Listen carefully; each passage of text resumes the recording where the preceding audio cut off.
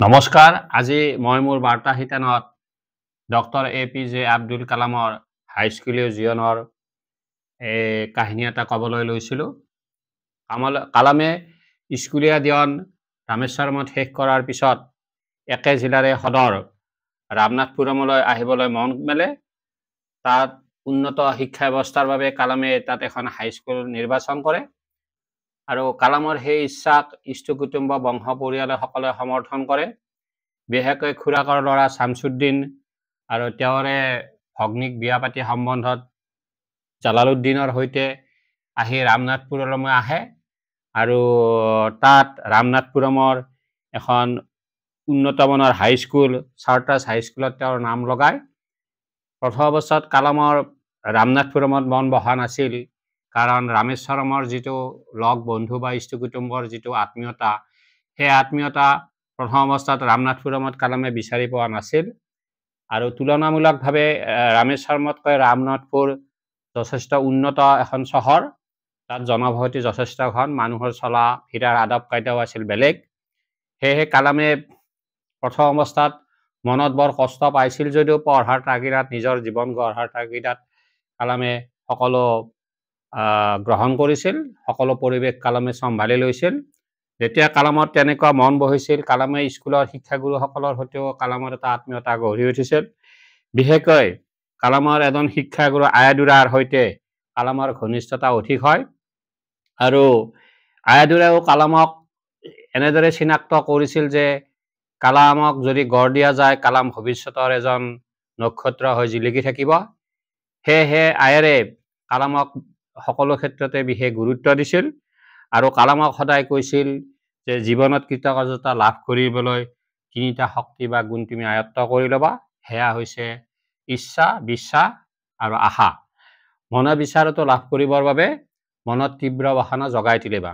আৰু শিক্ষাগুৰুৰ এনে উপদেশমূলক দিহা পৰামৰ্শ শুনি, এনেকুৱা উপদেশ শুনি তেতিয়া কালামৰ মনটো এক গভীৰ প্ৰত্যয়ত জন্মিছিল যে গাঁৱৰ হোজা ল'ৰা এজন হৈও কালাম এদিন নিশ্চয় জিলিকি উঠিব, কালাম সদায় আকাশত উৰিব পৰা হ'ব।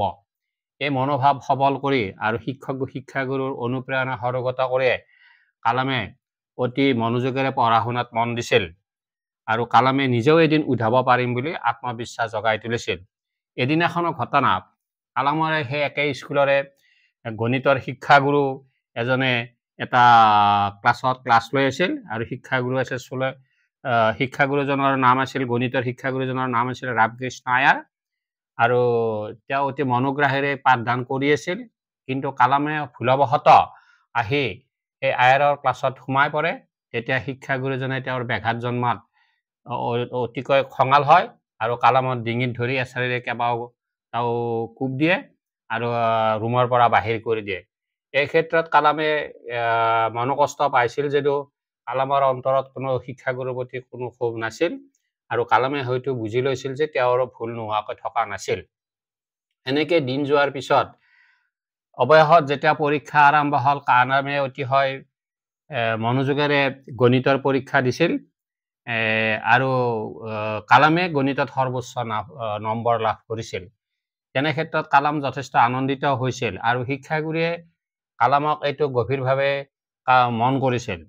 এদিন ৰাতিপুৱা প্ৰাৰ্থনা গৃহ যেতিয়া প্ৰাৰ্থনা চলি আছিল আৰু প্ৰাৰ্থনা শেষ হোৱাৰ পিছত সকলো ছাত্ৰ ছাত্ৰী আৰু শিক্ষাগুৰুৰ ওচৰতে গণিতৰ শিক্ষাগুৰু ৰামকৃষ্ণৰ আয়াৰ আহি নিজেই তাত কালামক ভূয়সী প্ৰশংসা কৰিছিল আৰু সকলোৰে আগত কৈছিল, এই কালাম নামৰ ল'ৰাজনে এদিন আমাৰ সমাজৰ, আমাৰ স্কুলৰ গৌৰৱ কঢ়িয়াই আনিব আৰু তোমালোক আটায়ে মোৰ এই কথা মন কৰিবা।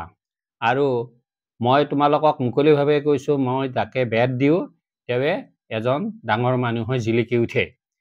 এই সকলোৰে আগত যেতিয়া শিক্ষাগুৰু আয়াৰে কালামৰ বিষয়ে এনেদৰে ক'ব লৈছিল, হয়তো শিক্ষাগুৰুজনাই সিদিনা কালামৰ ওপৰত যি শাস্তিমূলক ব্যৱস্থা লৈছিল তাৰ বাবে নিশ্চয় অনুশোচনাও আহিছিল আৰু সেই অনুশোচনাত দগ্ধ হৈও কালামৰ প্ৰতি এটা গভীৰ প্ৰেম জন্মিছিল আৰু সেয়েহে সেই প্ৰাৰ্থনাৰ শেষত কালামৰ বিষয়ে এনেদৰে তেওঁ নিজে সকলোৰে আগত বক্তব্য ৰাখিছিল। শিক্ষাগুৰুৰ এনে বক্তব্যৰ পিছত কালাম অতিশয় উৎফুল্লিত হৈছিল আৰু কালামে আনন্দিত হৈ শিক্ষাগুৰুৰ এই মনৰ ইচ্ছাক যেন ৰূপ দিব পাৰে, সেয়েহে কালামে যৎপৰোনাস্তি চেষ্টা কৰিছিল আৰু কালামে অধ্যয়নৰ ক্ষেত্ৰত অধিক মনোযোগেৰে পঢ়িবলৈ লয়।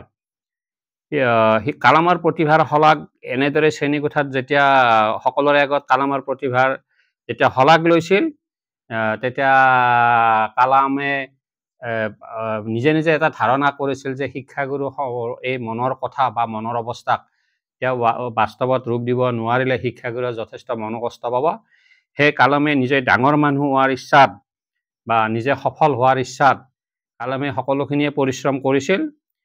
মুকলিকৈ কোৱা কথাষাৰে কালামক যি অনুপ্ৰেৰণা শিক্ষাগুৰুৱে মুকলিকৈ দিছিল, তাৰ বাবে কালাম যথেষ্ট উৎসাহিত হৈছিল।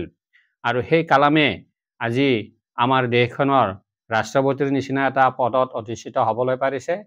তেওঁ গোটেই বিশ্বতে এজন বিখ্যাত পৰমাণুবিদ হিচাপে তেওঁৰ পৰিচয় আছে।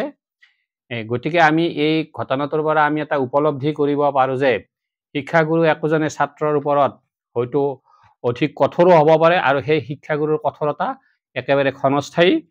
আৰু এজন শিক্ষাগুৰুৱে যি অনুপ্ৰেৰণা দিয়ে, সেই অনুপ্ৰেৰণা এজন ছাত্ৰৰ বাবে মনোহত।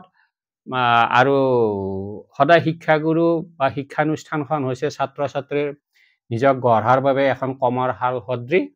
সেয়েহে এই ঘটনাটোৰ দ্বাৰাই মই নৱপ্ৰজন্মলৈ এটা বাৰ্তা দিব বিচাৰোঁ যে আমাৰ শিক্ষাগুৰুৰ সম্বন্ধ, শিক্ষাগুৰুক আমি সদায় শ্ৰদ্ধা কৰিব লাগে, আৰু শিক্ষাগুৰুসকল আমাক গঢ়াৰ এটা যন্ত্ৰ। আৰু তাক যোনে শিক্ষাগুৰুসকলক সন্মান যাচিব নাজানে, সেই ছাত্ৰ ছাত্ৰীসকলৰ ভৱিষ্যতো হয়তো অন্ধকাৰ বুলি আমি ভাবিব পাৰোঁ।